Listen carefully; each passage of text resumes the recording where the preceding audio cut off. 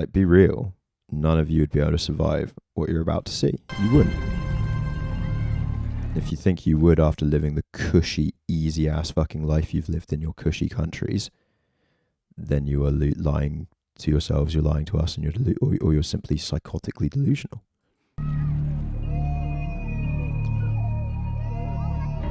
In the back corner of a squalid detention camp in Syria, there's a community of Australians with an extraordinary story to tell. I'm Nazreen Zahab, and I'm here with my 18-month-old son, Abdurrahman. Sorry, my voice is completely gone.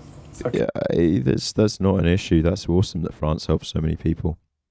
France is wonderfully embracing a bit of multiculturalism whilst at the same time stirring up hatred against multiculturalism within its own government. Yeah, France is doing something weird.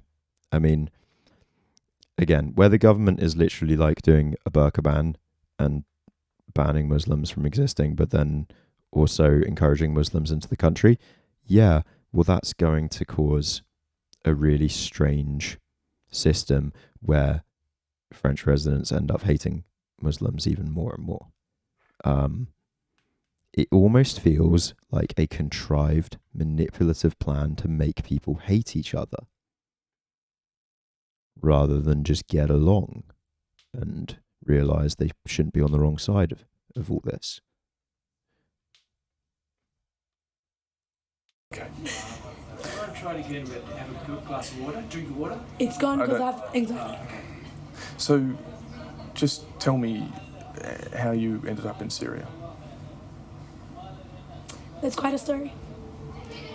25-year-old Nesreen Zahab from Sydney was an Islamic State bride. Her husband's in jail and she's now alone, caring for her baby son. She's been in Syria for 5 years. Did you know? France has more than 67 million people, or France has a smaller population than the UK. When did France have a smaller population than the UK? That's not right. —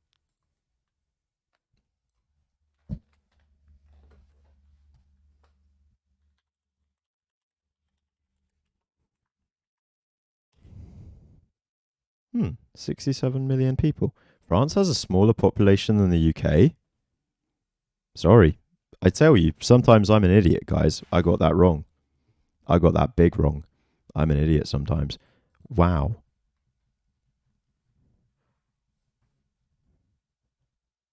God, you in France will need to quit bitching. You literally have like more land per capita than anyone here in the UK can imagine. Quit moaning. Grow fuck up. You've got it easy there. You've literally got easy life in France. You've got no problems there. You'll need to quit bitching. Your problems are imaginary. They're not real. Get over it. Into Syria? Of course not. Who walks into a war zone? I had a whole family. I had a whole thing going on. I was doing uni. I had everything. Like, I found out I was in Syria. Did I have a heart attack? Of course I had a heart attack. Did I cry and scream and chuck a fit like a little girl? I chucked the biggest tantrum. Did it work? No. I'm still here. Nesreen is one of 20 Australian women and 44 children held in the Al Hol camp. They're the women and children Australian... Literally, quit bitching, open up your borders, let some people in, make some more jobs, enjoy an economic boom, grow fuck up, stop being so selfish as a people, as a culture. I see the issue with multiculturalism now. It's that the French culture is obviously one of selfish entitlement. Like, come on. You got so much land. You got less people than us and more land. Less people, more land. Share some of the land, bro. Share some of the land. Give me some of that land. I want some land. Australia doesn't want back. There are some women within... And as for you Americans, all you Americans, when it comes to immigration, shut the fuck up. You have so much land. Get over it. ...the group who would pose a significant security threat to our country. These are not innocent women who have taken their children into the theatre of war. Most of the children are under the age of... Hey, Debs. Just in time for deeply upsetting footage and commentary. How you doing? 5. They want to come home. I want to go back home to Australia, where my brothers and sisters are and my cousin. And I want to go to school. Tonight on Four Corners, we ask, who are these people and how did they get here? We investigate the network that led them to Islamic State. We expose the Australian ISIS leader behind it. And we ask, whose responsibility are they now? I'd like the Australian government to know that we're actually broken. Okay, we're shattered. We are broken people. We're tired, we're broken, we're shattered. We just want normality for our kids. It's not fair. It's not fair for the kids. It's not fair for us. Most of us didn't even come willingly here. I'm not a refugee. I have a country. Like, what am I doing here? My son's not a refugee. He can easily get paperwork. He gets it from me. Like, it doesn't make any sense. I'm putting myself out there and telling us I'm not a threat. Come ask me all the questions you want. I'll give you all the answers you want. I am pro-assimilation, but I think pro-assimilation involves all parties. I think it involves the country assimilating the people into it, as well as the people coming into the country assimilating to it. I have nothing to hide. We cannot open up borders and expect people to come to the country and say, look, we want to help you because you're fleeing war, you're fleeing terror, we want to be good humans and we want to help you, and then say, but we're only going to do it if, because then that destroys our humanity. Wouldn't it just be better for us to just become a superior human race that is just good and loving and helps one another? It's possible. It is possible. I truly think it. Not in our lifetimes, but it is possible. Maybe. Maybe it is. Maybe.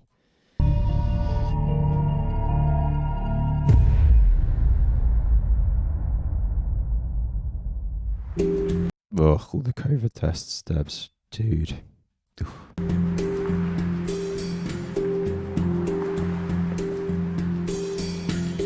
As night falls on suburban Sydney, a group of people get together in a community hall for a secret meeting. Well, we've got some chairs around the table here, so anyway you're comfortable. There's some tea and coffee here if you want to make something out of it.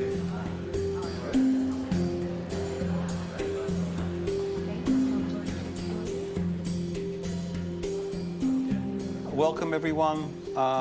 We've got a couple of things to discuss tonight, and we'll try and make it as productive as possible. Everyone here has family members detained in the infamous Al Hol camp in Syria after years living under Fucking Irish, always do everything wrong. Islamic State. My name's Yahya Zahab. It's my sister Nasreen Zahab and Abdul Rahman. They're in the camp in the hole. My name is Muhammad Anu, and this is my sister. I'm Mohammed. Yeah. And we have a sister that's stuck overseas at the moment. My name is Zakaria Zahab. I'm a father of Nasreen Zahab, she is in the hall. I hope that she'll come back to us again. Yes, I wish that. I think collectively, as a group, we don't want a miracle. We don't want them just to snap their fingers and just be back into normal life. Just get them out of that hell. Bring them back. Just detain them here in Australia. You know, let us know that they're safe. Then deal with the legalities here. And this is why I say assimilation requires the government and the people assimilating the people coming into them as well. And that's not what we do as a whole. What we do is we create ghettos as NIMBYs, for the number it's not in my backyards, don't want outsiders. They don't want, all right, Liverpool, quick brief of what happened in Liverpool, just so you know. Yesterday, terrorist attack has caused the UK threat level to be raised to severe, because they're saying we've had 2 terrorist attacks in the space of a month. The reality is we have not, okay? We had a Somalian man stab the politician, Sir David Ames, a month ago. And exactly 30 days later, this completely separate, unrelated attack has taken place upon a hospital. And fortunately, nobody has been killed other than the terrorist.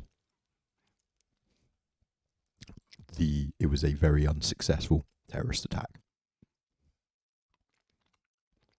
Honestly, being French, you might remember the advert. Do you remember there was a Volkswagen advert that got banned in France and most of the EU? Because it was basically, the advert was a terrorist blows himself up in the car but doesn't kill anyone because Volkswagens are so tough. Also breath. Excess auto breath.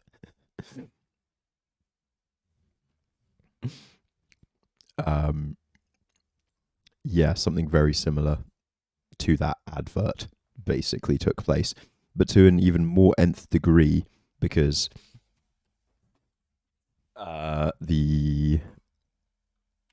basically a suicide bomber got in a cab and blew himself up in the cab, hoping to kill people within the hospital, one can assume, and the cabbie. He did this on Remembrance Sunday. It does categorize as everything one would call a terror attack. But thank motherfucking fuck, it was a completely inept failure of a terrorist attack carried out by, as far as I can tell, the actual characters from the film Three Lions, who, being the disgusting inbred monsters that they are, carrying out this sort of attack, failed so hard that, like, this is the biggest. All terrorists are losers, but these terrorists are quite honestly the biggest fucking losers I've ever heard of. The greatest loser, fail cell, waste of space wankers. And I'm happy that he only killed himself. That I will say.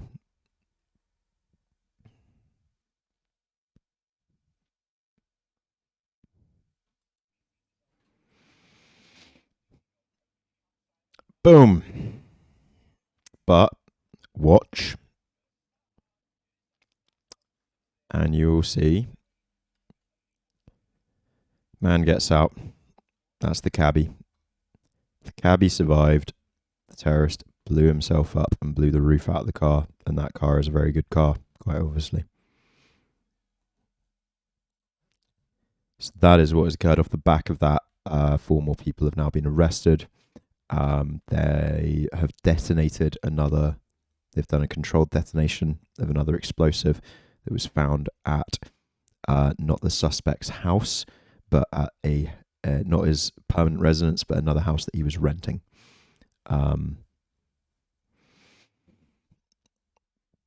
So it's shocking and bad. The MI5 didn't have these people on any kind of watch list. They were not being watched, or there was no anything on them. These were completely unknown terrorists who carried this out, and purely by a stroke of beautiful chance, certainly not the grace of their God, they literally only blew themselves up. Kind of incredible. Kind of surreal. But now we are at a severe threat level, because that's 2 terrorist attacks in a month, even though it's really not. Sentry operations, I don't know what those are.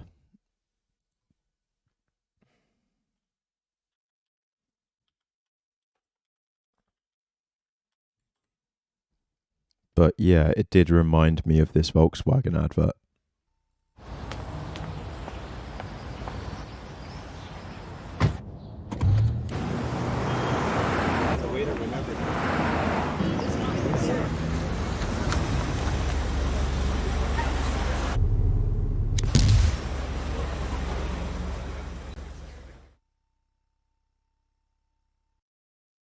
And it says, the text there, annoyingly covered, says Polo, small but tough.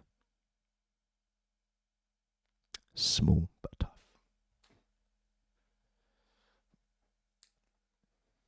Yeah, that was even on TV in the UK. It got pulled after less than a month. It's not funny. I can't laugh at it. It's too dark. I find it funny that Polo thought that was an okay advert. But it's also, I mean, look at the date of when this, it's like August, I think it is from around then, from around 2015 or something. Yeah. Like, it was too soon to... Aha. There you go. Now you get it. Exactly. And suddenly it goes from being really funny for you to being like, oh, that is insensitive, isn't it? Because that's literally something that upset me the fuck when that happened and made me want to join the army. And you're like, oh, you get it now. Suddenly that thing you just found funny is suddenly a bit darker, isn't it? Because it connects to you. Now try and do that for everything. Vulnerable that, yeah, we can't help them. It's black humor. It's dark comedy. It is perfectly timed. It's a 20-second skit. It's a 20-second immaculate skit. The humor is good, but when you apply all the context, it suddenly becomes really not okay. You know, not okay. Not okay. Not okay. A gag can be executed well and still not be fun, not be a good gag. And now just to try and apply that feeling of being annoyed to every fucking situation. We can't reach out to grab them and help. Like, it's like seeing your relative and your beloved one drowning. They should be brought back sooner rather than later and avoid that extra damage that they're going to... Yeah, maybe as part of a dark comedy show or something that specifies in like black humor, late night sort of thing, but it was a daytime TV ad. Like shortly after the Nice terror event. And it's so tasteless. Goes from being just tasteless. Like you're watching fucking Simpsons with your kids. The ad break comes on, and you'd literally, like, your kids start crying because earlier in the news was terror, and like just making that sort of joke about terrorism isn't going to age well. But like, has anyone here seen Three Lions? I think Three Lions is a brilliant film, and I haven't seen it in about 10 years, and I know that's probably aged poorly. I know that's aged poorly because that's about them planning a terror event at like the London Marathon, and then a few years after that was the Boston Marathon bombing. Going to be causing them in the camp. Kamal Debussy is the chief executive of a local migrant support group. His daughter Mariam and her 3 young children have been in Al-Hol Nan's watching some Corrie for 6 months and in Syria since late 2015. It's not something I wish upon anyone. Not knowing where your daughter is, not knowing if she's alive or dead, actually not even having a goodbye, not even knowing exactly what had happened to her. Anyway, yeah, back to this. But so the TLDR is what happened today in Liverpool was the Volkswagen band advert. Hey, if some of them are going to go to jail when they come home, it's far better for them to be imprisoned back here and do a term or whatever they've been convicted of. At least if they come back here and they're jailed, at least we'll be able to go and see them. John Crockett fought for Australia in the Korean War and now volunteers for the RSL. His granddaughter Janai is in the camp with her 2-year-old son. It really makes me, want to say melancholy, if that's a word, that I might not ever see him again and might never ever see my great-grandson. So that really, it hurts there. Really hurts there to think that, no, I might not ever see her again. Hiyam Zahab's daughter Nesreen is also in the camp with her 18-month-old boy. I want to know why she left and why she ended up to this. and wreck her life and our life. The family life got wrecked.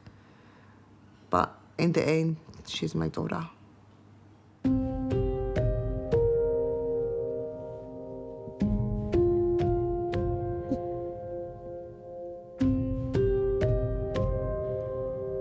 So I'm not pro-death penalty, but I can certainly understand yet again the contradiction of thoughts there when it comes to somebody like Salah Abdeslam.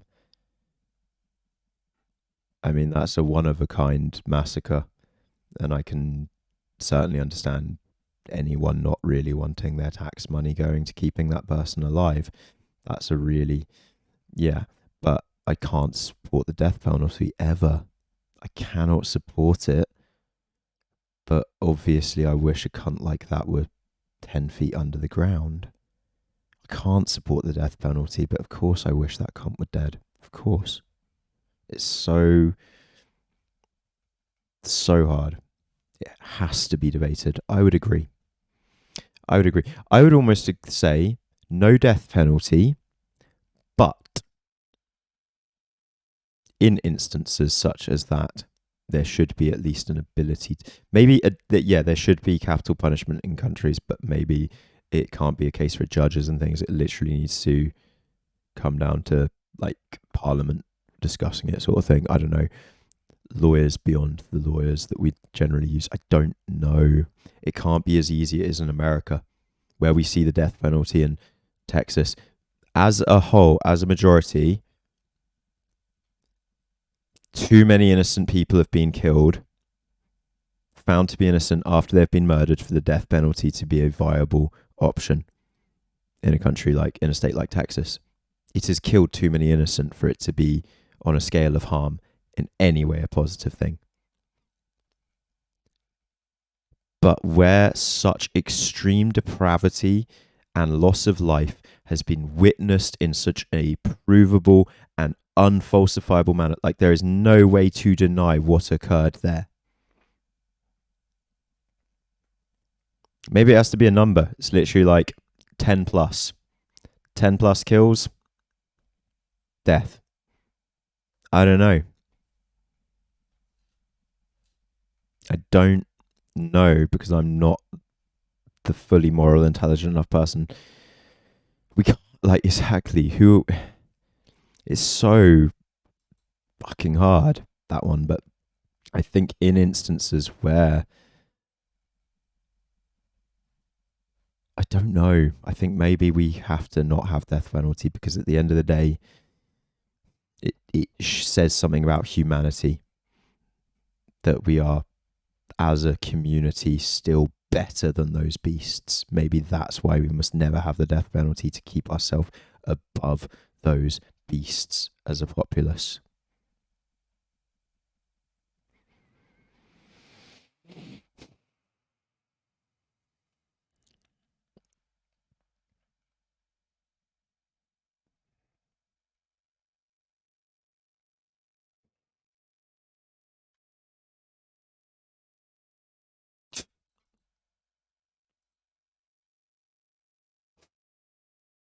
Exactly.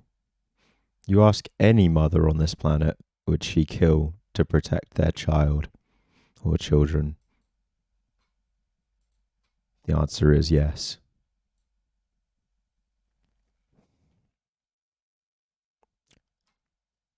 Not all actually would, as is sadly also a horrific fact throughout history, but you ask them and they'll all say yes. I know some that would. I know, I mean, Debs would literally kill armies, probably. But you don't fuck with an angry Scottish lady and her children, is the point. But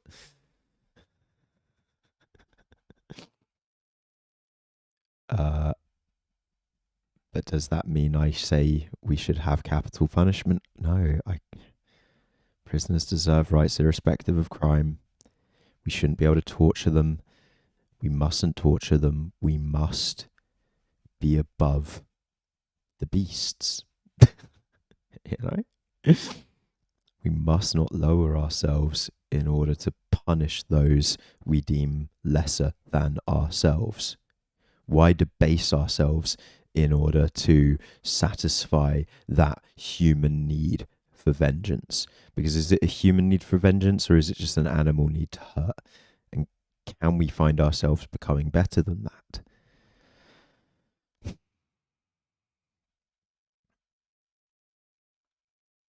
I mean, Yog again, there I would then again say, like, yeah, we look at we look at the I think it's in Norway or Sweden, they're harsh, they're like, their max confinement prison it does look like a rehab suite. I'm not gonna lie, it looks pretty luxurious. I'd like to live there.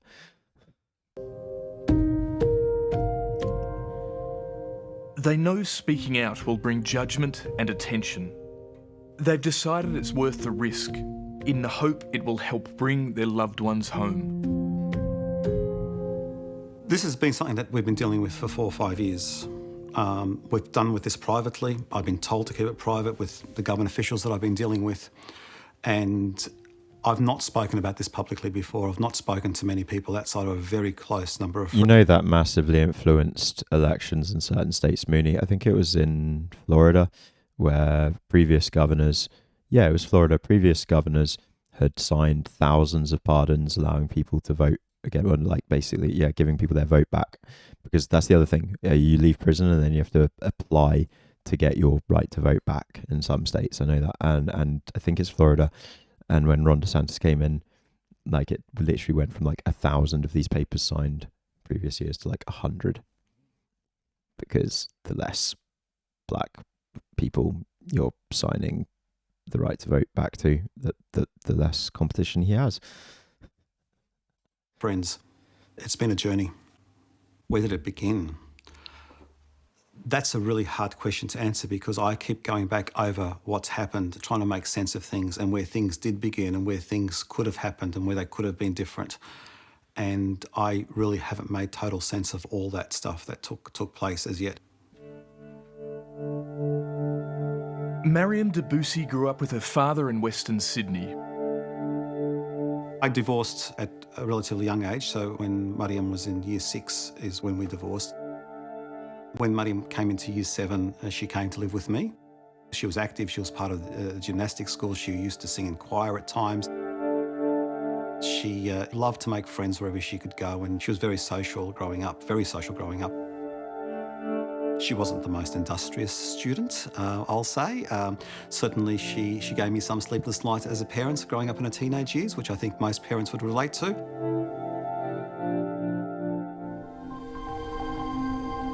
In 2011, at the age of 22, Mariam married a young Western Sydney man named Khaled Zahab.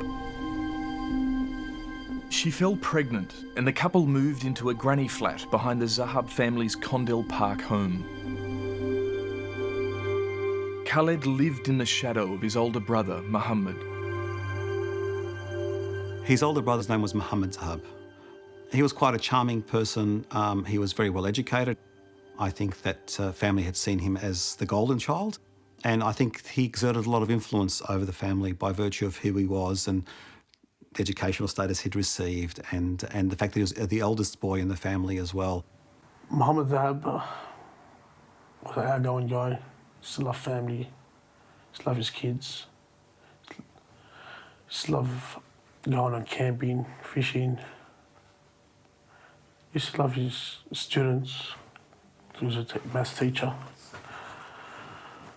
His students actually used to love him.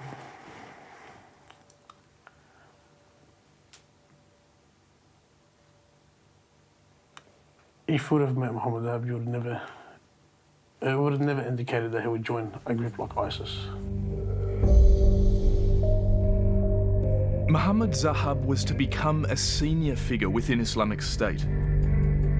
Tonight, we can reveal that he is at the centre of a network that delivered at least a dozen family members into ISIS.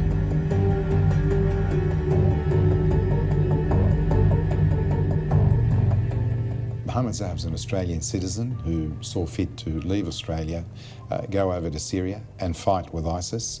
And certainly every indication is that he held a fairly senior or significant position within the ISIS hierarchy.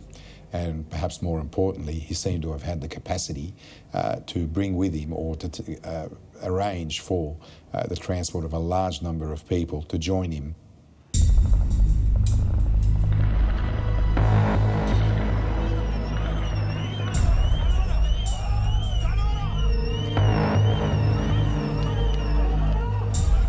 Mohammed Zahab was one of the first Australians to travel to the war zone, arriving in late 2012 as Syria was dissolving into chaos.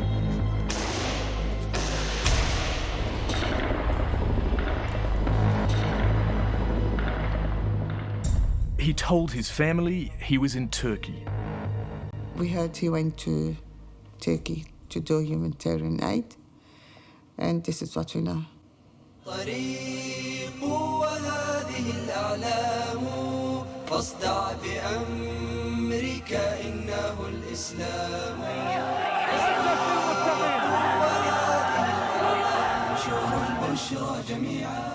Mohammed Zahab joined Islamic State as it swept to power in Syria and Iraq.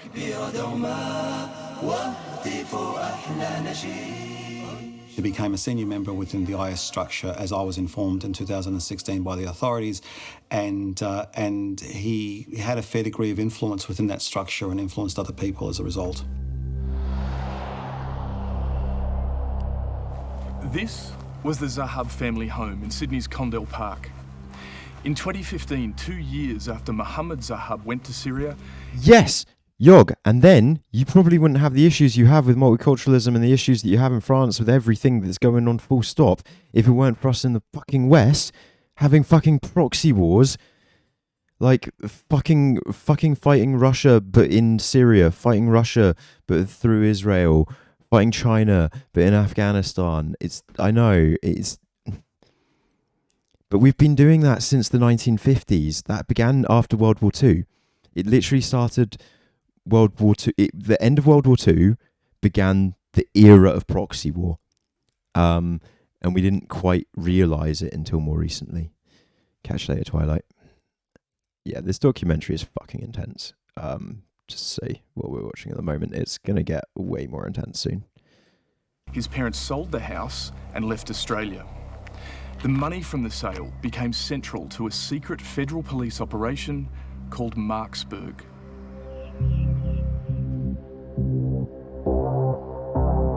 In November 2015, federal agents working on Marksburg froze more than $500,000 from the sale of the house, alleging it was being used to fund ISIS.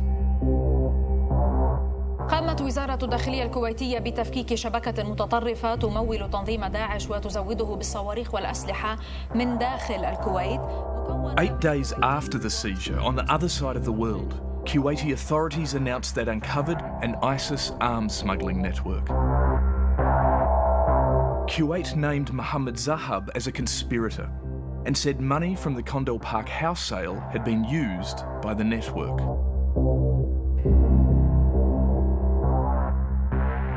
It is a serious case of Australian money leaving the country to help a group like ISIS obtain a high level of sophistication in weaponry, surface-to-air missiles that could really do some damage.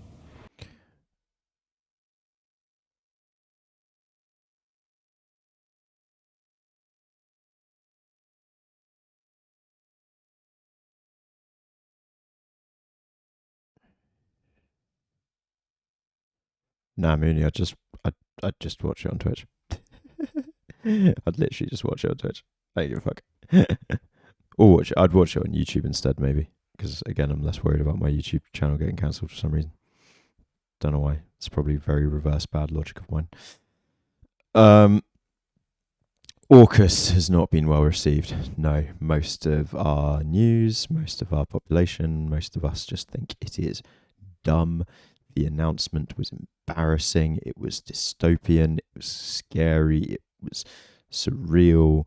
The whole thing is dumb.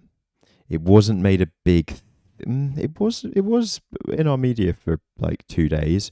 The bigger deal that we made a deal out of, the thing that was more in our media, was France and the French reaction.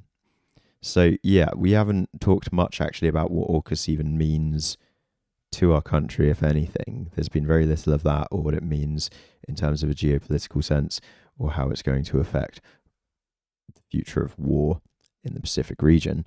But what they have spent a lot of time talking about is how pissed off Macron and the French ambassador and stuff have been us like screwing over their deal with Australia. Yeah, it's sort of not as like France is the one that's made it this humiliation by also making a big deal out of it as well, because like at the end of the day, your government was trying to sell Australia diesel powered submarines, and America and the United Kingdom said to Australia, we can sell you nuclear submarines.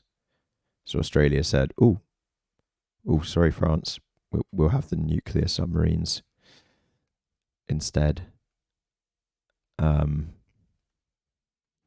But I do find AUKUS as a whole a scary concept, and I really dislike that a effective trade deal. I do find that the fact that an effective trade deal to sell a product to another nation, along with some military, advice along with the hardware or whatever, I find it very interesting that that has had to be presented as a unification of three countries, as a strengthening of allegiances. This whole like the announcement that submarines are now AUKUS is in the main purpose of that is to threaten China a bit, and that's the other part of it that France's government isn't really accepting that well. Is like at the end of the day, with the French government going to back Australia in defending their seas against China, and if they're not, whereas the American government already has aircraft carrier and battleships in that ocean, they're probably better off siding with the Americans, right? Just in a purely strategic and business sense. Yeah.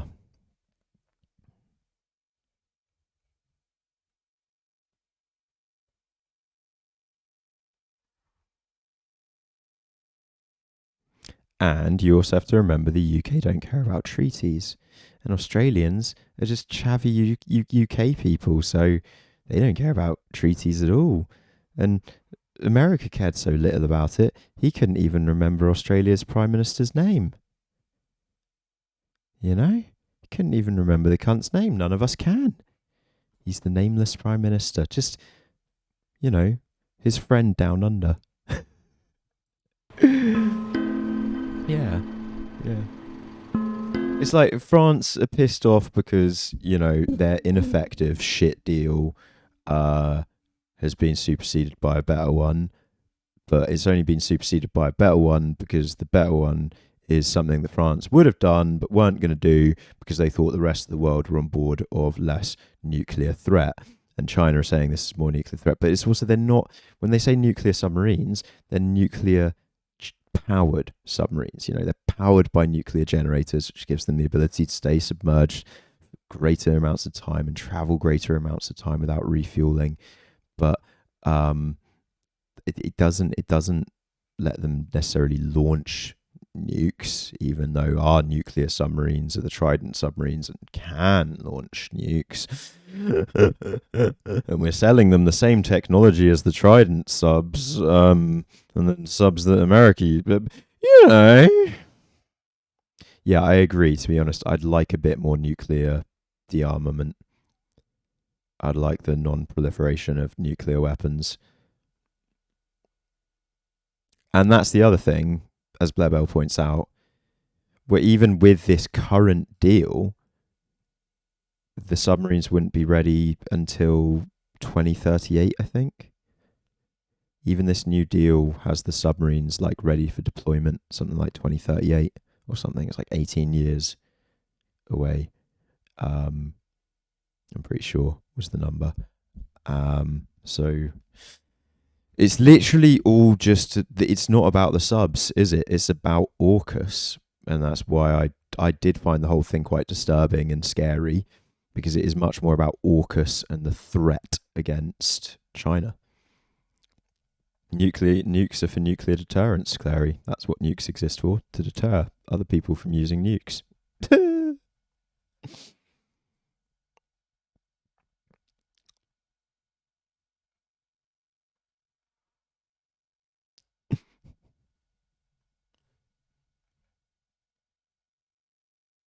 Your French islands in the Indo-Pacific. Oh, I didn't know that. Wow. Yeah, but Australia think America are more likely to defend those. Australia are betting on America defending the Indo-Pacific region against the threat that is China. That is the point.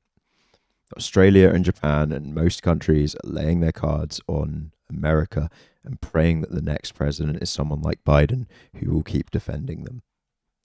Of course, if it is another Trump, the first thing he'll do is pull his warships out and you'll get fucked by China. Xi Jinping's big Winnie the Pooh dick will come schlonging in and fuck you. And it will be bad. Although it won't be, because it won't be militarily either. It also won't be with bombs and nukes. It will be with commerce and trade.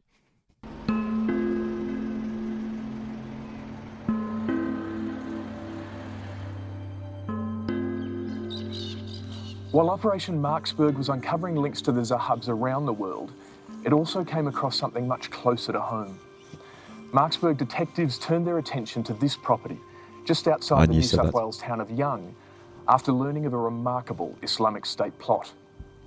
The place is owned by Mohammed Zahab's first cousin, Haitham Zahab.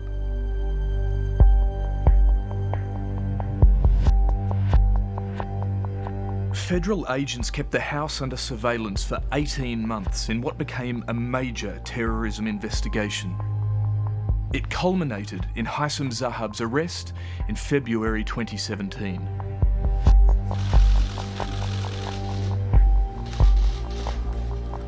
Police will allege that the man arrested has sought to advise ISIL on how to develop high-tech weapons capability. This highlights that terrorism, support for terrorist groups, and Islamist extremism is not limited. But Turnbull was a sexist prick, wasn't he? To our major cities. We believe he has networks and contacts in ISIL, not necessarily just in the conflict zones, but in other parts of the world as well, and he's been relying on them to pass this information. Images recovered from a computer and phones owned by Haitham Zahab reveal he was designing a missile warning system. He sent a 288-page report on his research to ISIS. Then he began to... Turnbull had some like fucking cracking moments in Australia, in your parliament, of just outright rampant misogyny and bigotry. He was impressive. Scott Morrison, that's it. Yes, thank you. Designing rockets. He used computer software and handwritten notes to design his deadly weapons.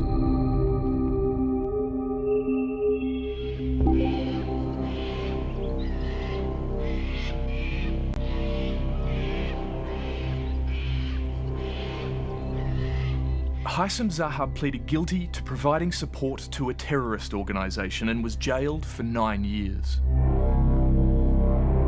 The person that's been convicted appears to have had similar thoughts and aspirations to Mohammed Zahab.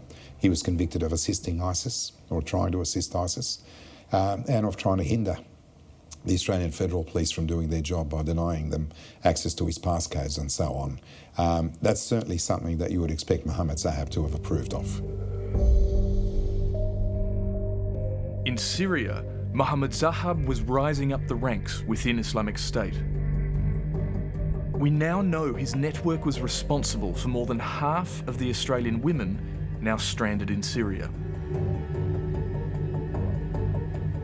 I'm very angry as an older brother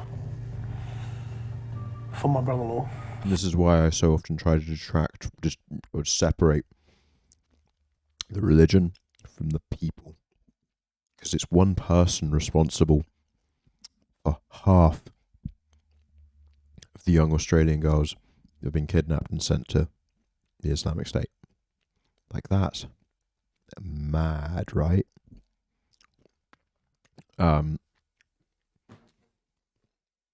A Galaxy cookie crumble,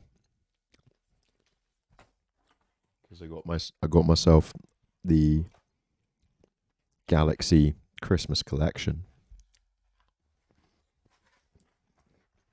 and so far I've had a Ripple cookie crumble and a caramel, which means I've still got another Ripple, a salted caramel, the classic smooth milk, and that's it, I think. Yes. For putting my life in my sister's life in danger and the kids, and there was nothing that we can do. His eyebrows are phenomenal. He's encouraging innocent people to go there for somewhere. And his mullet is phenomenal. And he is the most Australian Arabic man I've ever seen in my life. He's incredible. Don't know where they're going. To me, like, I think he has done the worst things that ever, and I don't forgive that. I don't forgive him for that. I think it's difficult to believe that people who are in that environment. Now, that is not what I expected you to say, Jorg. You keep surprising me, and this keeps coming back to what you first came in with discussing how basically a cultural understanding of politics just doesn't always work at times, because I was fully expecting you to be like, fuck those girls, they deserve it, they stay there, they knew what they were signing up for. Because that's how most people here in the UK have responded to this situation. The majority of people here in the UK look at these people and go, fuck them. That 15-year-old girl who got kidnapped, raped and sent and enslaved into fucking ISIS when she was 15, fuck her, she can stay there with her 3 children. That's the English perspective as a whole. Truly. Whereas your perspective is that of somebody who's like, journalists, they know what they're getting into. Mate, I'd get those girls the fuck out of there, though. I respect that a lot in some ways. It's interesting.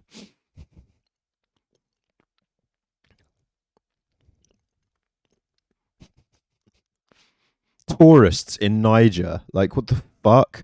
Why are you going on a tourist trip to one of the most deadly war-torn countries in the world? Fuck the airlines and everything that you enable that shit too, to be honest, as well.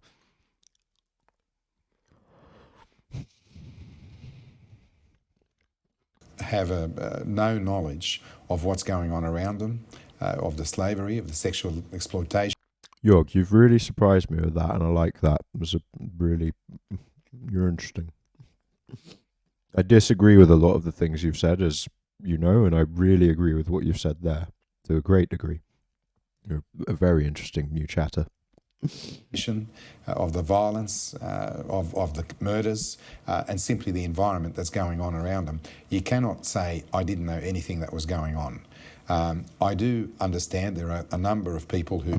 I put stream topic on politics, and so often it's just people saying similar stuff to you, but in a far more disgusting, trolly way, whereas you're like, and it's fun.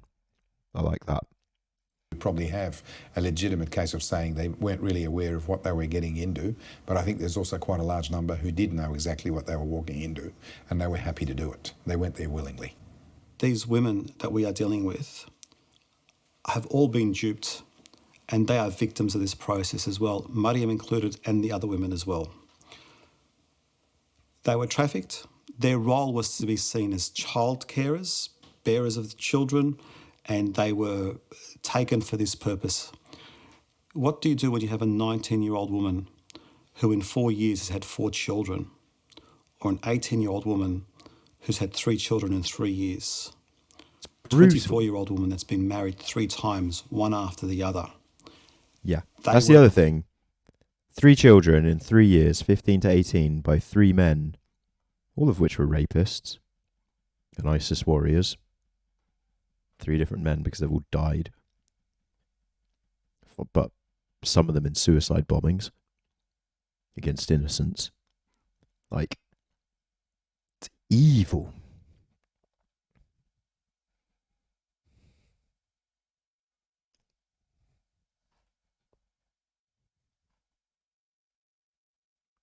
No, I insta-ban anyone who comes in with hateful bigotry, and I will let people actually get away with stuff for a long time. Even with some forms of hateful bigotry, if I think I can have a conversation with them, I'll let them get away with it far too long sometimes. But nah, you're cool, you're chill. You've not been hateful or bigoted. You've just had different opinions. That's good chat. Good chat. Nice to meet you. But they are victims of this situation.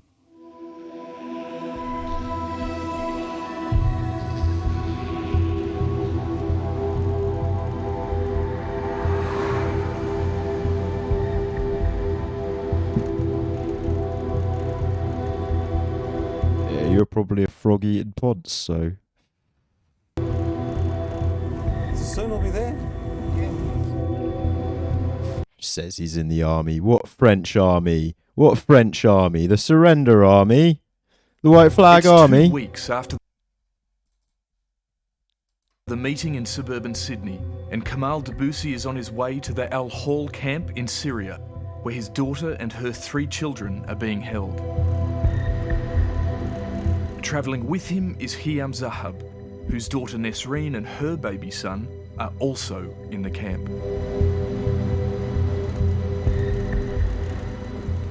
That's the camp there. You can see it really clearly now.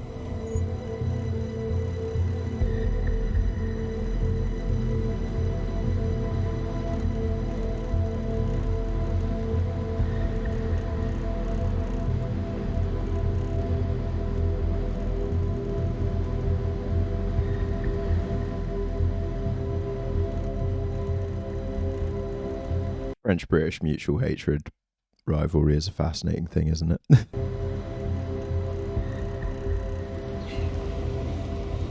Mariam and Nesreen arrive at the camp office, where their visitors are waiting.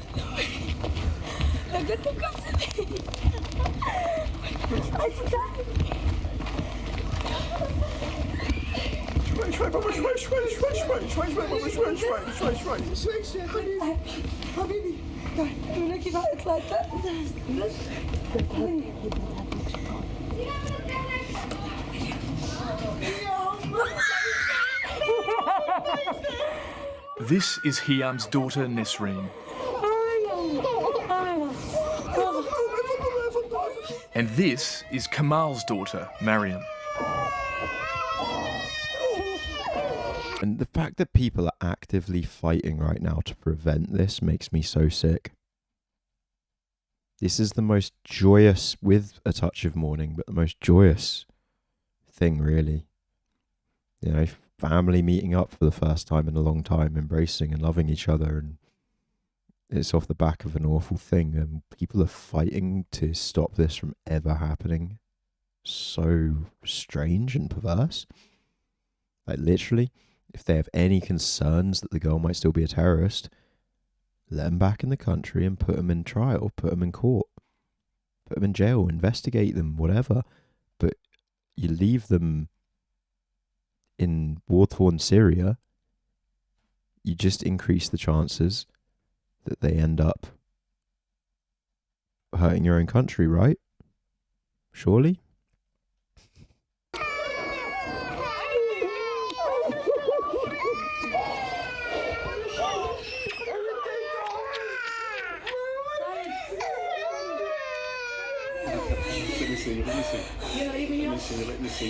Like, you either leave them there to make brainwashed child soldiers for a terrorist organisation, or you rescue them and save all their lives. Like, it does seem like an obvious choice, yet here in the UK, we have gone militantly against it.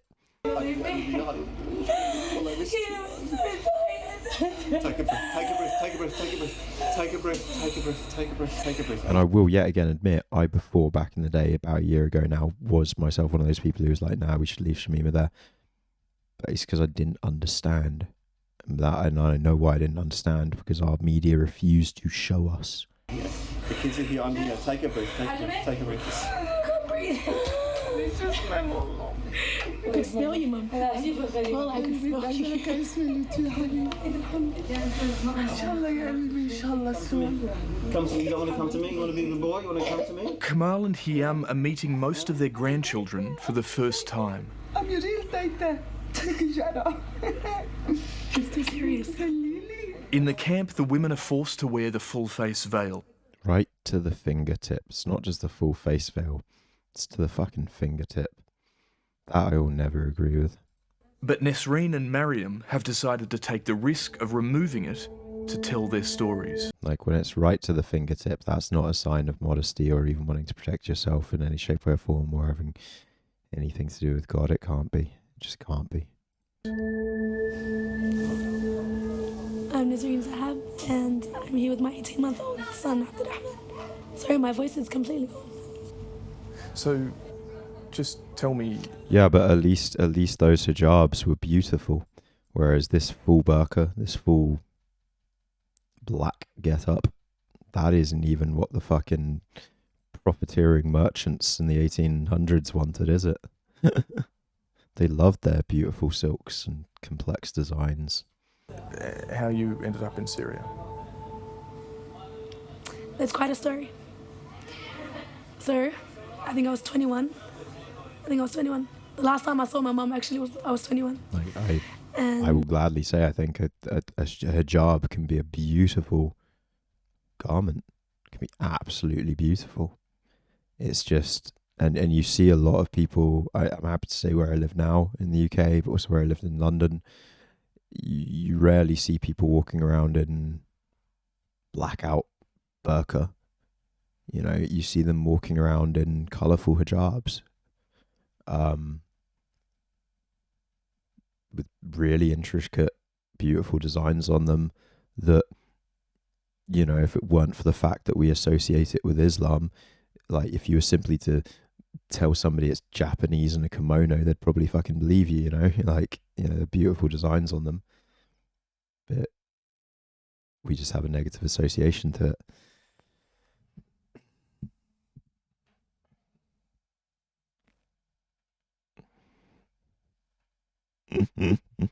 Yeah, it's 4 a.m. but what's time is it? 3 a.m. here because daylight saving. But yeah, no, make sure you catch another. I'm glad you enjoyed. Definitely catch another. We will have that debate at some point, gladly. It will be interesting. And we were in Lebanon on a family holiday. It was going good. We were there maybe for 2 weeks. Nesreen says she and a female... I stream every day and have major insomnia. Cousins snuck away from their families to help deliver food aid to refugees on the Turkish side of the Syrian border. Follow me on Twitter or jump in my Discord, and that's the easiest way to find out when I'm streaming. Did you know you were going into Syria? Of course not. Who walks into a war zone? I was going to say Syrians, yes, because of what they're going through. I'm not the type that picks up and leaves. I had a whole family. I had a whole thing going on. I was doing uni. I had everything. If anything, my mum knows what I packed in my bag was nothing. I wasn't planning on leaving. I was only coming back. It was meant to be a little thing where you go see them, you do something to make yourself feel better, that you help these Syrians, and you come back. You're not meant to go become the Syrian in Syria. Nesreen says she and her cousin were taken to a house near the border. When they asked me for my passport, that kind of freaked me out. But then my cousin's like, maybe it's just for paperwork. Like, maybe we actually have to get to an area and we need paperwork for the... Like, she's freaking out with me, but she's trying to reassure me because she knows I would never, ever want to do this. And I want to do humanitarian aid work, but, like, I'm, like, to a limit in things. I'm like, okay, we'll do this, and that's it. I don't push further. So when they asked for my passport, I freaked out, of course. And when they took my phone, I had a heart attack. But I didn't realise until, like, I was there until I seen a flag the next morning when they had moved us from that house to another house. So You have a good night too, dude. Take it easy. go from house to house to house, and then you realise where you are. A flag? No, I've banned them in Discord as well. Yeah, no one tells you where you are. You just see it. What was the flag? A big black flag. The big black flag. I want you to tell me what the flag was. It was a nice flag. Like, I found out I was in Syria. Did I have a heart attack? Of course I had a heart attack. Did I cry and scream and chuck a feet like a little girl? I love that in America, all the fucking Republicans that are pro-Trump have started flying black flags as well. I chucked the biggest tantrum. Did it work? No. I'm still here. Nesreen and her cousin were put in a house for unmarried women. It's just a house full of women. You walk in and they get this metal detector. And I'm walking in like, what the hell is happening? And this lady just metal detects you, and then you have these other ladies screaming at you because you're uncovered like this. And yeah, she pretty much metal detected me. And I just sat. And my thing is, I go into shock. So I just go quiet. And you don't know what to do. You go numb. So I'm just waiting, like, okay, what happens now? And then they ask you, are you married? And I'm like, no. They're like, okay. And I start to freak out even more because I never want to get married. If anyone knows anything about me, I was never going to get married. My mum was always like, we have to get you married and you have to buy these things. I'm like, no, don't talk to me. I'm never getting married. That was me. I was very dramatic about it. Nesreen was... Yeah, that's the thing. I love having conversations with people that I disagree with when we can avoid calling each other names and or even actually call each other names at points and get a little bit heated, but just have a really enjoyable conversation off the back of it. Like, where both of us learn a hell of a lot, could agree on a lot, could disagree on a lot, could understand each other a lot and learn a lot. Like, that's just what I want from this, ultimately. I think is what we all want, right? Like, it's good times. Told she would have to choose a husband before she could leave. They just want you to get married. So they send you all these random men. What do you mean they send you? They come to your room with a proposal and they tell you, okay, there's this guy, his name is this, he's from this area and he's tall. Don't you want a tall husband? I'm like, yeah, but I don't want a Syrian guy. They're like, no. I'm like, no, he has to be Australian. He has to be like me. And they're like, no, you're going to marry a Syrian. So I went to this meeting with him. So you're brought into a room with him? Yeah. Wait, you were meant to be gone. Yeah, no, exactly, right? Exactly. You know that you realise that I could get heated, like, yell a little bit, but also know that it's just because I'm enjoying it. I'm kind of autistic and that's how I enjoy things. Maybe that's because you're French. French are heated people, aren't they? You are passionate people. Is the meme, so...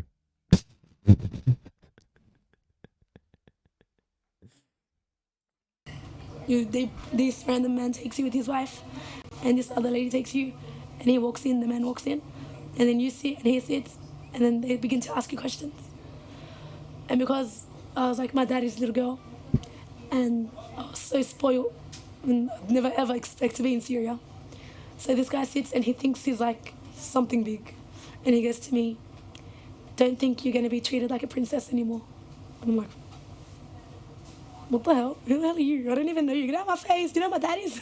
And I'm like, got really defensive because I'm like, I have 4 brothers and a dad. And this random man is telling me I'm not going to be a princess. I am a princess.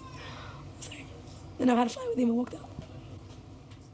After she rejected the first proposal, Nesreen's cousin, Mohammed Zahab, found her a husband. And that's when I found out my cousin was there. Because he came to my rescue and he sent me an Australian Lebanese guy. So that's when I found that Mohammed was there. So what did Mohammed do? It turns out that... And this is where I feel so bad for this person, because they see their cousin almost as a rescuer, saving them in some ways by finding them a less terrifying husband, rather than loathing them with everything they have for landing them in this situation. When you turn up in Syria, the word gets around to all the men that 2 Australian Lebanese girls came. And that's like a big thing if you're Lebanese. I don't know why. Something about being Lebanese is big. So the word went around, and then I'm guessing my family had contacted him asking about me. So he put... Why? I really would love to know that, what it is about being Lebanese that is so... Because it's special, like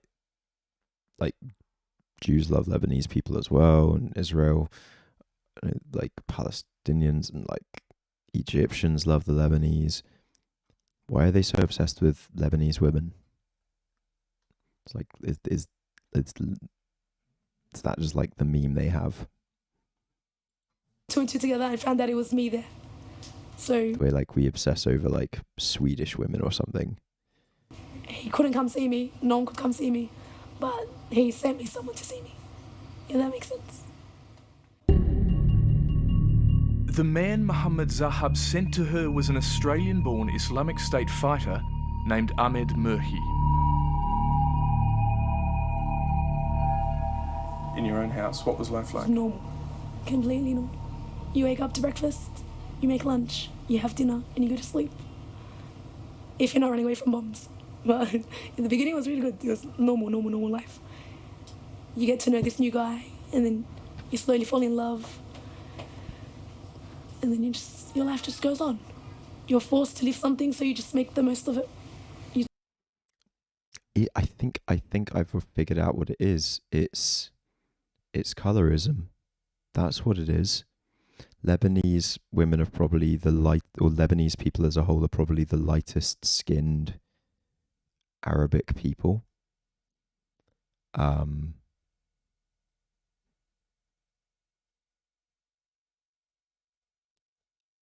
I feel like it's probably a form of colorism, interestingly.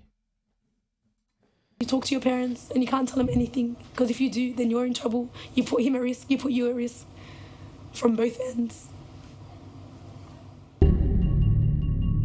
Ahmed Murhi was reported to have called on Australian Muslims to undertake suicide attacks. He's now in an Iraqi jail after being sentenced to death for his role with Islamic State.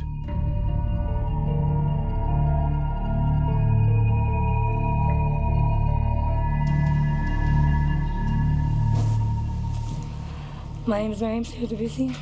There is a very light-skinned Arabic people. Just having a look there, yeah. I have 3 children. Their names are Aisha, Khalid and Fatima. So, how did you end up here? Long story short, basically I was tricked into coming to Syria. Yeah, further proof of my whole idea that there is no such thing as a race of people because, you know, to one group they're Arabic, to another group they're very clearly white. You know? By my husband. How did that happen? It started off as a normal holiday. My husband had never left the country at the time, so it was the first time he had agreed to take me overseas. So we had a really nice holiday planned. We went to Malaysia. Yeah, definitely. We went to Dubai. We went to Lebanon. Mariam Debussy travelled to Syria in late 2015 with her husband Khalid, the brother of Mohammed Zahab, and other members of the Zahab family. I know that Mohammed Zahab had actually facilitated the route for Khalid, and he made him believe that this was the right thing to do and the right place for his family to be. She says she didn't know they were crossing into Syria until it was too late. There was other people there, and there was a man there. I just remember the man, and he started telling us, run before they shoot, run before they start shooting, and we didn't know what was going on. And this is all maybe in a space of 1 minute this happened. So he just started telling me, run. This is why I do find it odd that we still allow international tourism to countries such as Jordan and Iran and Saudi Arabia and Dubai. Because even fucking Pakistan, because kidnappings and things of this nature do take place at a horrific degree, especially over the last 10 years.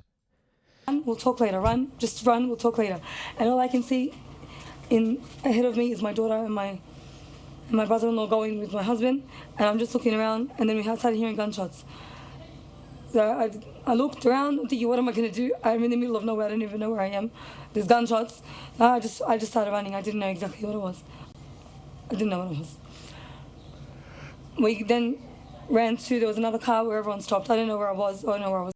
Just noticed this. This is a total segue. Sorry, totally random this, but I just noticed it and it's odd. Don't often get messages on Twitch. Apparently I got a message earlier in the stream. I didn't notice Unmasked Bogeyman in the chat. But Unmasked Bogeyman in the chat was too afraid to speak up. And so sent me a private message apparently saying, if only socialism wasn't 100% responsible for allowing that pesky fascism to run rampant, and communism will never work without that pesky hierarchy or authority, as no community will ever 100% agree on anything. And the Star Trek analogy, what a joke. Good luck with that, Darth Vader. All with these cute winky faces. So Unmasked Bogeyman, very brave messages to send privately instead of in stream, in chat. Fascinating. Big baller move. Yep. Star Trek Darth Vader. I agree. Yep. Baller move, mate. Baller move. Going. There was gunshots. It was basically, we were just running for our life, and I didn't know where my husband was. I was just following him. My mother-in-law, I lost her at the time. I didn't know where anyone was. Mariam's mother-in-law and her 18-month-old daughter Aisha were taken to an Islamic State house. When I entered that house and I saw a flag. Kyle or Kaya? Saw a flag, and I sort of asked around. Some women, they speak very broken Arabic, they didn't really speak. They were sort of surprised I didn't know what was going on. Some of them laughed at me. My mother-in-law just basically figured out that we just gotten conned by the boys. Within 3 months... Oh, you mean Kyle Rittenhouse. You don't mean the Kyle that I'm thinking of. I just realised that. You mean Kyle Rittenhouse. He is a murderer. Just a legal murderer. He got that license to kill. He got that 007 state license to murder and buy illegal weaponry and shoot people in other states. And, you know, he got, yeah. Months, Khalid was killed in an airstrike while training as an Islamic State fighter. He got killed by a plane strike. By a plane strike. I'd like to say... Why was he in another state for a peaceful protest? Why did he buy an illegal weapon? He didn't know first aid. He was a child. That's a lie. I'd like to say it was the hardest time of my life. Like, it was a very, very big, hard thing. But everything that happened after it was just more epic. So from the beginning, the first shock of entering and being in Syria, you'd think that would be the biggest thing. But every event that happened after that only got harder and harder. Yeah. He went to join a bunch of other armed vigilantes in order to get a legal kill. He got his legal kill. You go and threaten people with guns, death occurs. And we've even watched on this stream as a group the footage showing how he was antagonized. We did watch the stuff of him getting chased. I agree. There was a man there. This is the true complexity of it for me, is the man that got shot first and killed by Kyle was indeed antagonizing him, but had spent the hours leading up to the incident also antagonizing other people there, getting in their face saying, shoot me. And that man that day had been released from a mental ward for his suicidal tendencies because of his bipolar. So all of the things wouldn't have happened if guns were illegal.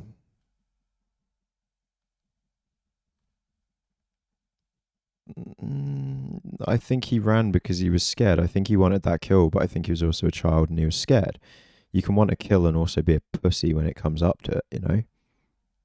He was there for the kill, and then when push came to shove, he found he was a bit pussy. And then some fucktard shot a gun behind his back. Why he did that, I don't know. And because of that, he span round and shot someone. Like, it's fucked. It's a horrible situation. It wasn't a riot. It was a peaceful protest. You're a dumb shit. It only became a riot because riots are the voice of the unheard man. Riots are only illegal because you are literally a government simp who is brainwashed by your state and doesn't know any better. There's no such thing as a riot when protest is legal. Riots only occur when peaceful protests are attacked by militant police forces.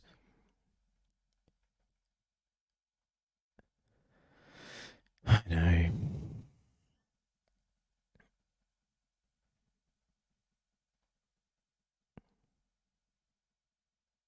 The police turned the protests into riots. That is a categorical fact at this point. There's no argument there.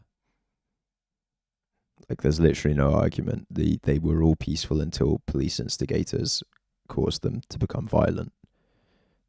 They continued being peaceful as police shot people with bullets and tear gas and heat rays and used Apache helicopters to perform illegal helicopter maneuvers on peaceful protesters not seen since the fucking Black Hawk Down incident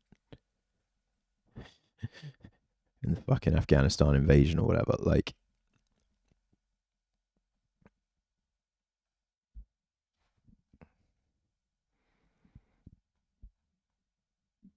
yeah, I know you are BLM. You are literally protesting. I know. Because, yeah, but those are disgusting individuals making the most of an awful situation that the police refuse to actually help with, and the police are just trying to make worse. You know?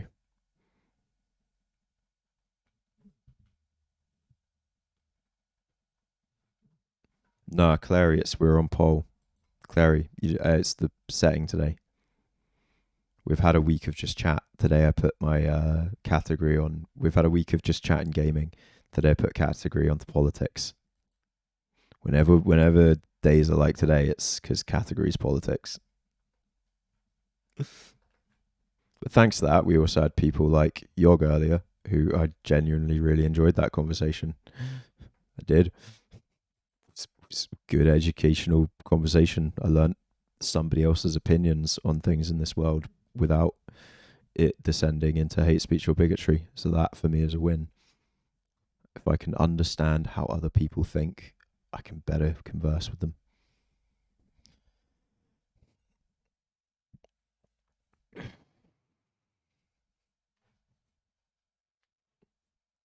Mariam was forced to remarry twice after Khaled's death. Some of them are choco, I know. By this time, Islamic State was under steady attack by coalition forces. What was life like living under Islamic State? No, actually, I feel like Lil Peaty earlier was probably more like I don't know.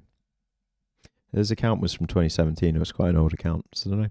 I think it's just that I'm on politics, genuinely. Again, I've got if you click, you yourself can see if you click people's names, you can see when they made their account. Like, generally speaking, if the account's more than a few weeks or even a month old, it's probably somebody who uses Twitch with their legit account. Politics. The fear was always up to here. Got to the point where you'd be sitting down and you can just imagine a wall caving in from behind you. I would close my eyes and I can see a wall falling, bricks flying, smoke coming in the room. I just wait, just wait for glass to fly. But that's how I can, we lived to fear up to here for the last 4 years. Trying to live a normal life with our friends. We would try to find Big Mac recipes. we really, between the women, we really just tried to replicate as much as we could home. So we were just into trying to find something decent to wear, trying to cook, trying to clean. But apart from that, you spend the nights. What's maghsa? What's a maghsa? How do you spend a maghsa? Maghsa. You know when you get nervous and your stomach starts to hurt? So we spend the nights, we hear a plane, we can't go to the toilet, we need to go to the toilet, but you're afraid to move. Okay? This is how we spent the last 4 years. In the daytime, like, you know how the human nature has to forget and move on with life. So we just try to pretend that we're normal, try to make Big Mac burgers, try to make chicken nuggets, try to find soy sauce or a replica, something, try to make Asian food. And then the rest of the time was living in fear.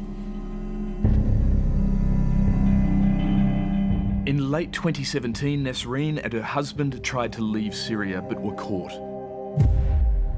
That was when her husband was taken by US forces to Iraq and sentenced to death.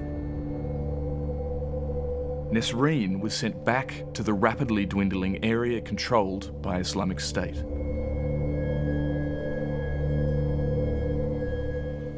That was the worst year of my life.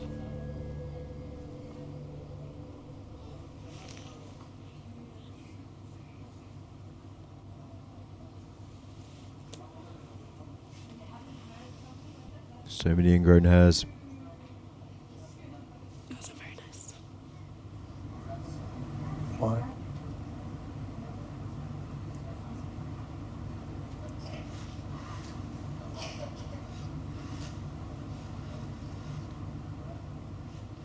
I went back with a baby.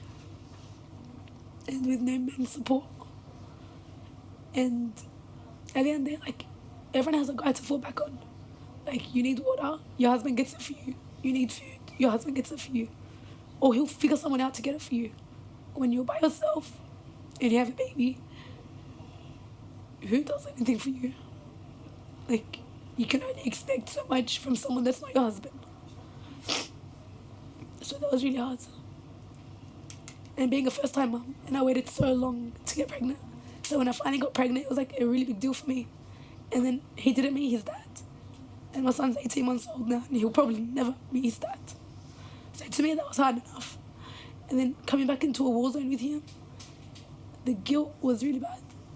And like, you know, like, it's time to feed your son. Your son's 4 months old, and you want to give him, like, you know, a bit of solids. And there's nothing for you to even eat. What are you going to feed him? A banana? Dream on, you're not going to find a banana. You want to give him avocado? There's no avocado, there's nothing. And he'd always get really sick.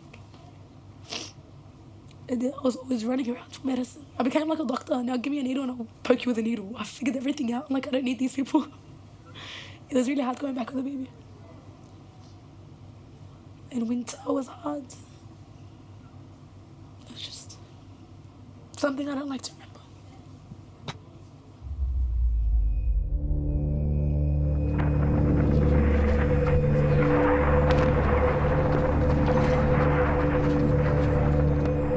Mariam and Nesreen were in Islamic State's last Syrian stronghold, Baghouz, when it fell.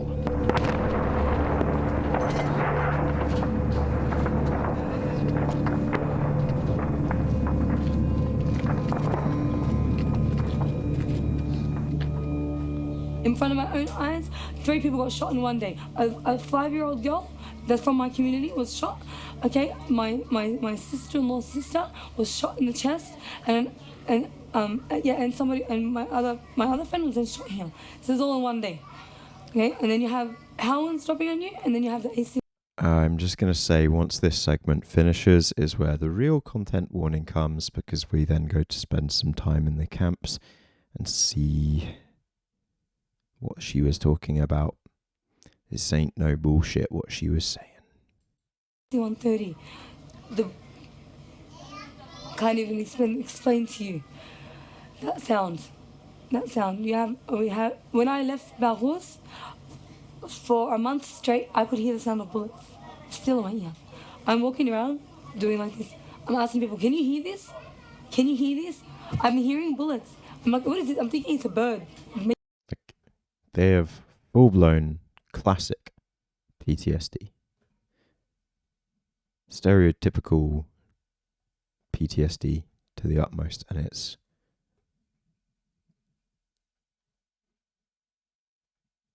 but they don't even have time for depression or grief. They're in such continuous survival mode still. Making a noise. They're looking at me like I'm a freak. I can hear bullets. Until I got into this camp 1 whole month, I'm hearing bullets. In my sleep, I still hear, I still see, I feel the pressure. You know, the pressure of a bomb. I don't think anyone can ever understand. The sound of the Russian barrel bomb, no one knows. No one knows. Barrels was just something different. Not running, actually, when you hear that someone is shooting at you a couple of 100 meters away and you can hear bling, bling, bling, bling, bling. I could feel the pressure of the bullet flying past me. I have nowhere to hide. There's nowhere for you and your kids to hide. I do not know how we got out in one piece. It was ridiculous, and all for what? There was no other way out anyway. There was no way out anyway for anybody. And you just look at I don't even know how we get through the day. I do not know how we got through the day.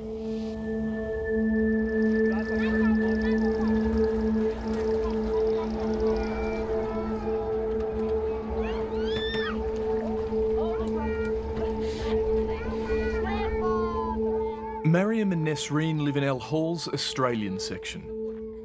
They're bringing Kamal and Hiam to see the rest of the women and children. For Hiam, it's also a family reunion. She's related to many of the women here. They're still in survival mode because they're still living it. They don't have the time to truly understand what they're saying. So there's very little emotionality behind it, you know? There's that intense, adrenaline still. Because it's still happening. That's how deep because they're not safe. Even if they're safe, they're not safe remotely. And then even should they one day be safe, they'll still be in that state for a while. And when they're not in that state, that's when the depression and everything hits. No? So say at this point they're too busy to even be emotionally depressed or emotional. Just wired. Where's my family? Maisha, come back to me. Ma, where's mom? It's always been the grandmother crying. The other women have scarcely, they cry a little bit, but they're too tired and busy to cry, most of them.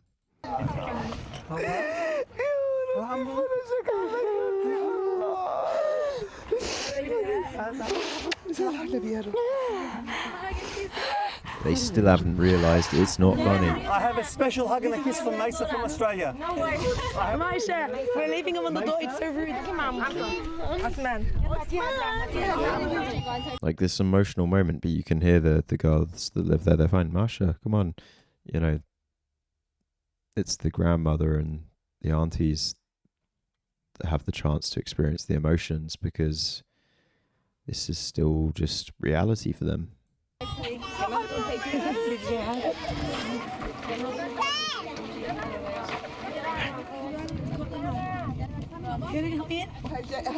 You have to knock on my door first. Knock. I'm not going to lie, I was kind of also hoping Debs had left by the point we got to this point because what we're about to see is really upsetting. It's horrible. Alright, Valerian.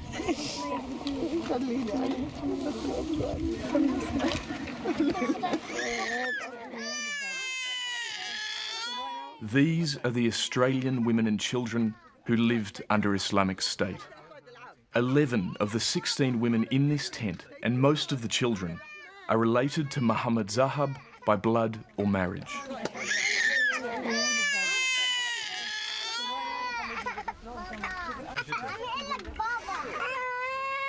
Tents have been burning down.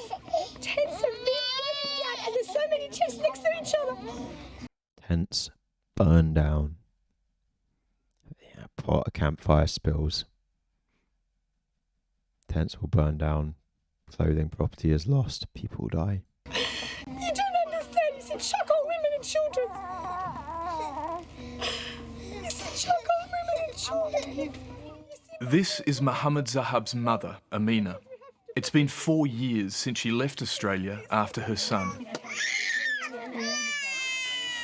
We are we're clueless parents. We had a lot of Get what I'm saying? I didn't even want Debs to see this. trust in our children. A lot of trust. We didn't know how to do much things in life. As we raised our children, and we Same, just like, I'm glad Brodie isn't here. I know she can't deal with this shit. It's too much, that. children rule our lives. I felt very angry. I felt very devastated. I felt so pain.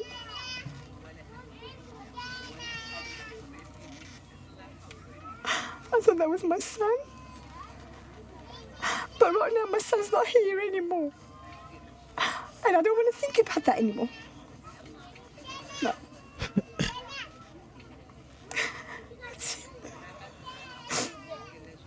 The mother of the monster that brought most of this people into this situation.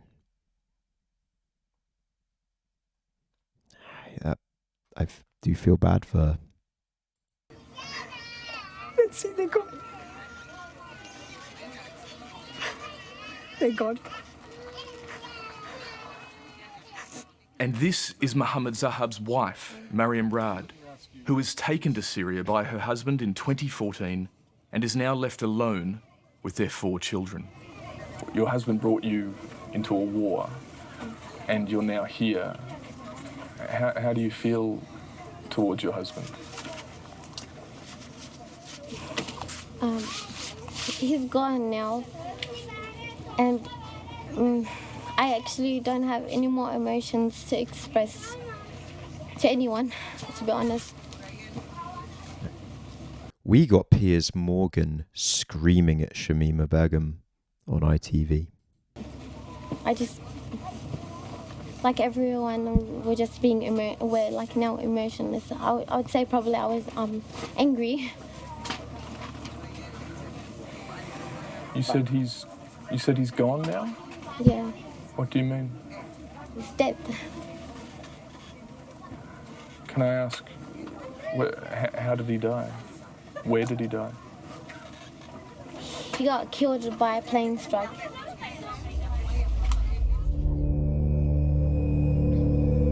Four Corners has learned Muhammad Zahab was killed in a targeted airstrike against senior IS leaders. Are you angry at him for the role he played?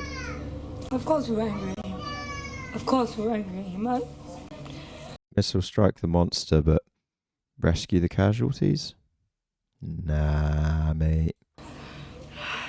You should ask me at the time that it happened. Of course we're angry at him. If it wasn't for him, none of us would have found ourselves here.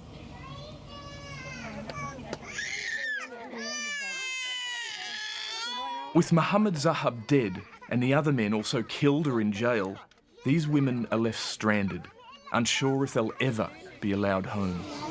Heard about the laws being passed, CEOs and stuff. The Australian government has just passed a law that may prevent these women from returning home for up to 2 years. Well, I mean, you guys came in, you know, you can just see how we're living. We're living in a tent. Tent's home. We don't even have a door. They're not living in a tent. They're crammed in this tent. Shoved in this tent. Because if they try to use more tents, they're less safe. Because that's the reality of these refugee camps and the reality of why women and children cluster together in these tents together so that they don't get snatched, raped, murdered. That's the other thing they're not saying here. I had to find out why, because I thought, can't you just all have your own tent? No, you idiot, Pete. Because if you have your own tent, you get raped and murdered. Because in these camps, in these very same refugee camps where these women are members of other terrorist organizations that don't get along with ISIS. You know, we view it as ISIS or ISIL, but so many disparate groups actually. And they all have fights and arguments in their factions. And the casualty 9 times out of 10 is women being raped. And we have no idea what we're going to do. I just want to know why we're a danger to Australia. Why? What have we done to be a danger to Australia? In case Shamima Begum somehow, you know, we can't tell if she's in, you know, and it's, what was it? There was would you remember the London Bridge terror attack? And that person had just been let out of jail and deprogrammed apparently, and it failed. So that proves that Shamima Begum shouldn't be allowed in because, you know, we won't know if she's been deprogrammed and then she could blow a stadium up. Is the GMTV narrative. Most of us were tricked by our husbands. Lots of ladies here were tricked by their husbands, tricked by their kids. All of us didn't want to be there. Shama Assad was 50. We won't either in the UK, dude. We have this is why I'm saying we have the exact same situation occurring here in the UK too. But we're also refusing, we don't have any media coverage of it like this. ABC Australia are a really, really good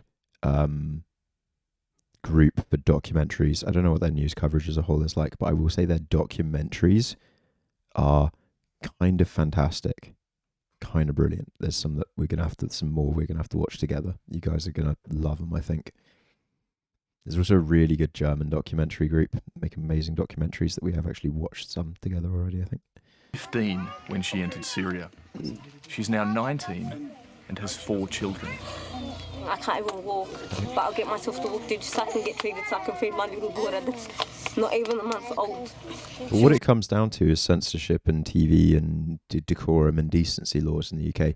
We're not really allowed to show shocking stuff in the UK, whereas in Australia, they have very, very, very liberal freedom of speech.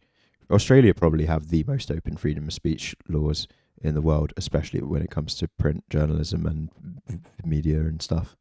Sick, she was crying because of how hungry she was. But they didn't care, they don't have feelings. My son gets sick In Australia, you can literally swear on a kid's show, and people have sworn and said shit and fuck on like children's TV shows. There are no laws against, there's no like watershed or anything. There is still like levels to which you can go, but they don't shield their populace from the reality of the world quite as much as other places do. Every 2 weeks my son gets sick, but there's no Still hella medical racist. supply for him here. There's no treatment for him here. My son has had diarrhea for 2 years. I can't toilet train him. I change his nappy up to 12 times a day, 6 times at night. Constant diarrhea. It doesn't stop with him. And there's no medical supply for it here. Definitely, I know he's underweight. His bones.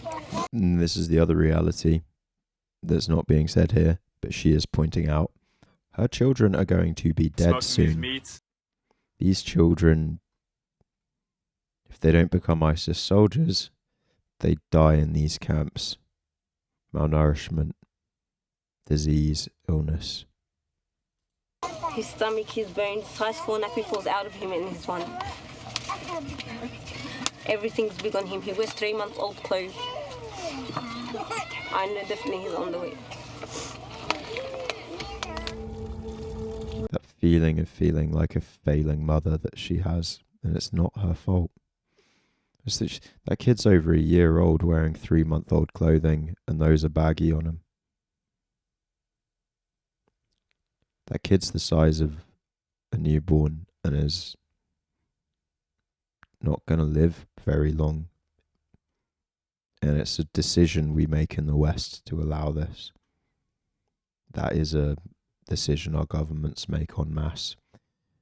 And it is a decision that's enabled by the populace through the media we put out there.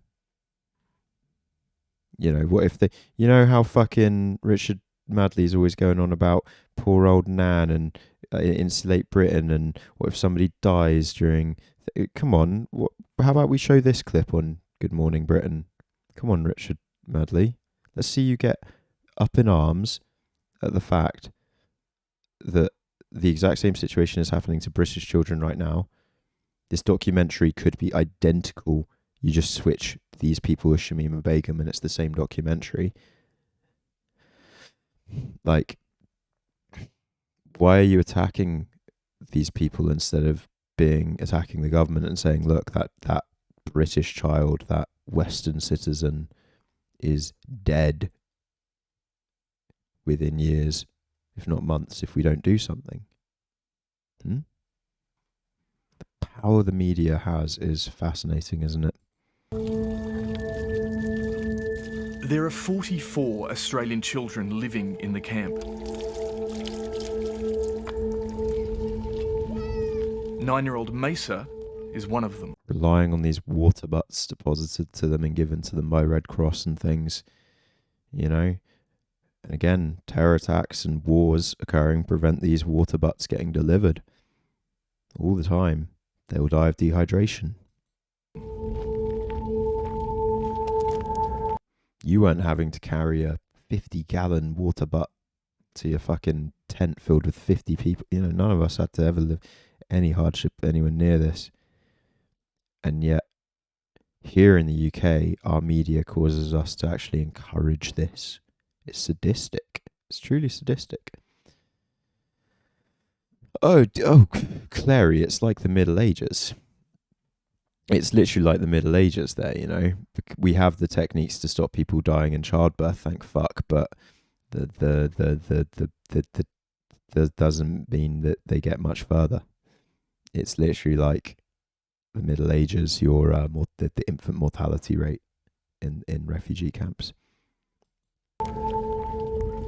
I want to go back home and I miss my sisters. This is why when in our Western and things like the Israeli news, they talk about the Arabic birth rate and how in Palestine, the average family's having like 7 children because 5 of them die by the time they're 1 year old because of your insane barbaric conditions that you inflict upon them.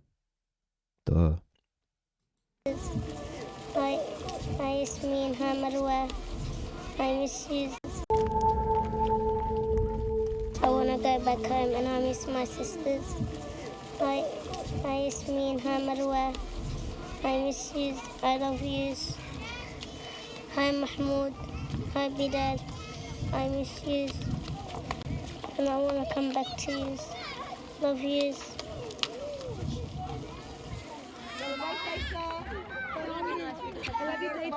Kamal and Hiam are returning to Australia.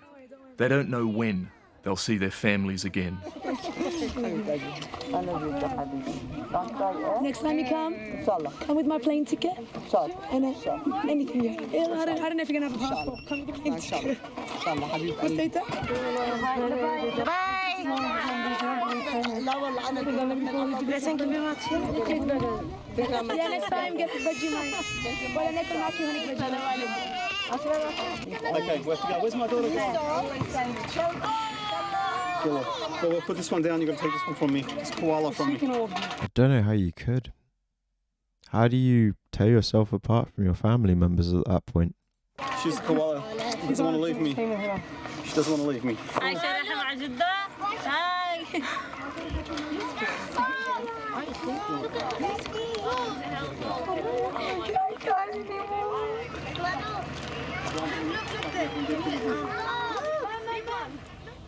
I can't stay in this camp. I can't barely fill my own water. You have to stand in a line to fill the water.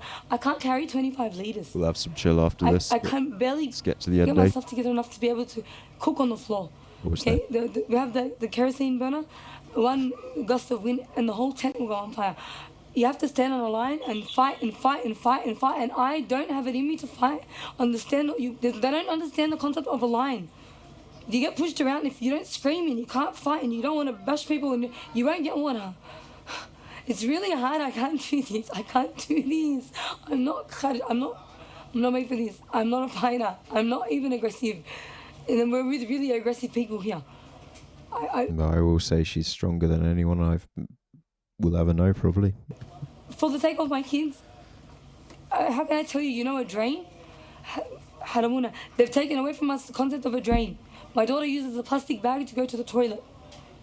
Okay, we use plastic bags. Okay, I'm finished. I'm done. I'm broken. I've been through so much. I can't anymore. Don't take him away from me.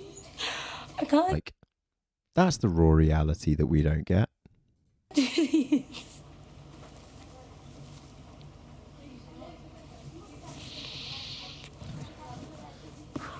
I have so much to get out. I'm just numb. Okay? I can't. I'm a wreck. I'm a nervous wreck. I need my dad. I want my dad. I want to give my kids nurture. I want to give them a nurturous environment. He told me I'm a threat. Like, I'm trying to get away from the threat. I've had enough.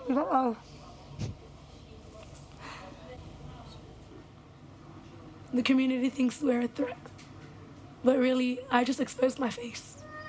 So who's going to be followed in the street now? Who's going to be threatening me or my kids? Whose name is up on the news? Me. So I'm going to be threatened.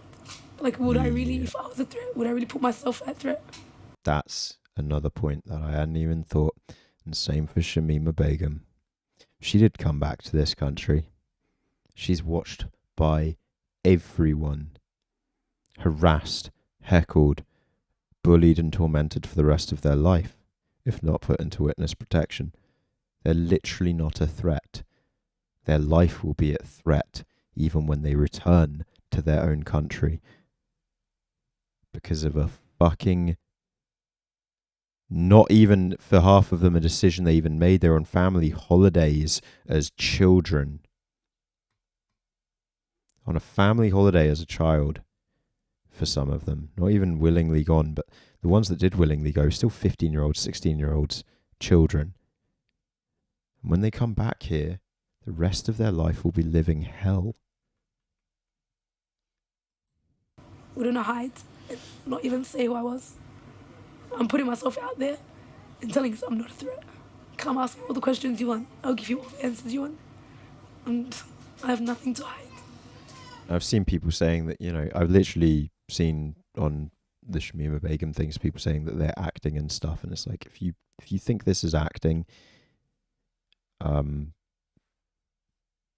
like, then we should be rescuing them anyway so that Hollywood can employ them, right? Because they're the greatest actor on earth, clearly. Because this ain't acting. It's just sad. I understand they have their laws, then I'll abide by them. Go for it. Go for it. But I did nothing wrong. And I'm not doing anything wrong. And I don't plan to do anything wrong. I just want to go home.